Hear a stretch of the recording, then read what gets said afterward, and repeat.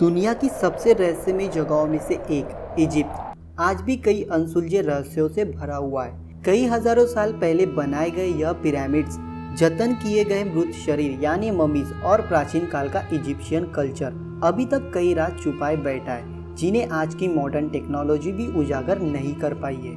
पर ancient Egyptian और उनके ममीज से जुड़े कुछ ऐसी बातें भी है जिन्हें आप नहीं जानते, जिन्हें आपसे छुपाया जा रहा है। तो वीडियो को एंड तक जरूर देखें ताकि कोई फैक्ट छूट ना जाए। साथ ही वीडियो को लाइक कर दे ताकि हम आपसे रूठ ना जाए।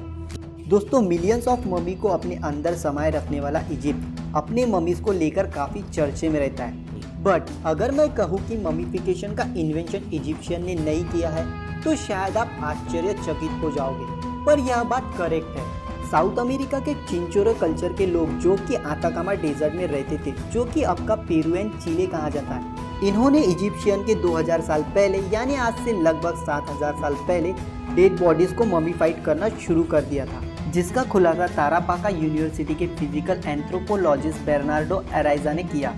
अब आते हैं ममी की पोजीशन की तरफ। ममीज के हाथों को इस तरह से रखने का तरीका काफी मायने रखता था। इससे यह पता चलता है कि यह ममी कोई सामान्य व्यक्ति है या फिर किसी शाही घराने थे।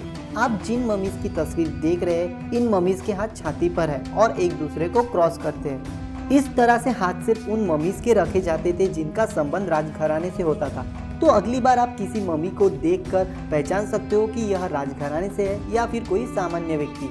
एंशियन इजिप्शियन लोग एनिमल लवर थे, जिन्हें बिल्लियां पालना काफी पसंद था। इन्हें एनिमल से इतना लगाव था कि वे इंसानों के साथ साथ हिप्पोपोटामस, एप, डॉग्स, क्रोकोडाइल की भी ममीज बनाकर रखते थे। इतना ही नहीं बल्कि अपने पसंदीदा कैट की ममीज के साथ कुछ चूहे और दूध की कटोरियां भी दफनाते थे। वाह, जानवरों से प्यार करना तो कोई इनसे सीखे। क्या मम्मी के पास पासपोर्ट हो सकता है? जी हाँ, किंग रामेसेस II ऐसी पहली मम्मी है जिसके पास इजिप्शियन पासपोर्ट है, क्योंकि एक बार कुछ लुटेरों के चलते आपदा आन पड़ी थी, जिस कारण इस किंग मम्मी को इजिप्ट से पेरिस रवाना करना पड़ा और इसीलिए उसकी सुरक्षित वापसी के खातिर इजिप्ट गवर्नमेंट ने उस मम्मी को पासपोर्ट दिया। इतना ही नहीं बल्कि उसके ऑक्यूपेशन वाले कॉलम में किंग लिख दिया। मतलब इतने सालों के बाद भी किंग भाई किंग ही रहे।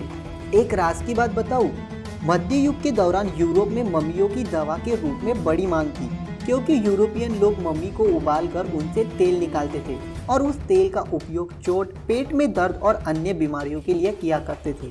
आपको क्या लगता है, क्या इसी चीज के लिए यह लोग मम्मीज तो बनाकर नहीं रखते थे? हमें कमेंट करके जरूर बताएं। अब आते हैं इजिप्शियन जुगाड़ की तरफ। जी बिल्कुल, आपको क्या लगा सिर्फ अपन ही जुगाड़ू है? इजिप्शियन ह्यूमन बॉडीज को ठीक करने में काफी आगे थे। आप यकीन नहीं करोगे, वो घावों को जल्दी ठीक करने के लिए और इन्फेक्शन को रोकने के लिए ब्रेड का इस्तेमाल किया करते थे और डेड बॉडीज मतलब होने वाली मम्मी के शरीर के कैविटियों को भरने के लिए प्याज का उपयोग किया करते थे। आपको यह बात शायद डाइजेस्ट नहीं होगी, बट कुछ हिस्टोरियन थेरीज के अनुसार बीमारी से बचने के लिए ancient Egyptian linen cloth as a condom use किया करते थे।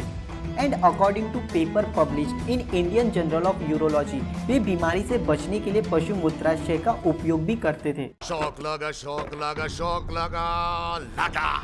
और भी ऐसी कई बातें हैं जो अभी बाकी है, बट अगर आपने इस चैनल को सब्सक्राइब नहीं किया है तो गलत किया है। जल्दी से इस चैनल को सब्सक्राइब कर बेल आइकॉन पर क्लिक करो यार, और ऐसे ही इंटरेस्टिंग फैक्ट्स का मजा लो। एंशियंट इजिप्शियन मेकअप में भी दिलचस्पी रखते थे। अब मेकअप के लिए ब्रश तो चाहिए, इसीलिए वे सैल्वाडोरा पर्सिका के पेड़ से बनाए हुए ब्रश का इस्तेमाल करते थे, जो कि चेहरे पर मेकअप लगाने के अलावा टूथब्रश के रूप में भी इस्तेमाल किया जाता था। आमतौर पर मिस्र के लोग आईलाइनर के रूप में कोहल और आई शेडो के रूप में हरे मैलेकाइट का उपयोग करते थे।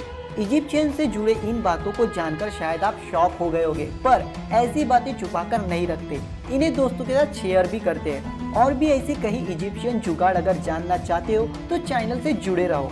आज के लिए इतना ही, फिर मिलेंगे ऐसे ही अनसुने फैक्ट्स के साथ। Thank you. जय हिंद, जय भारत।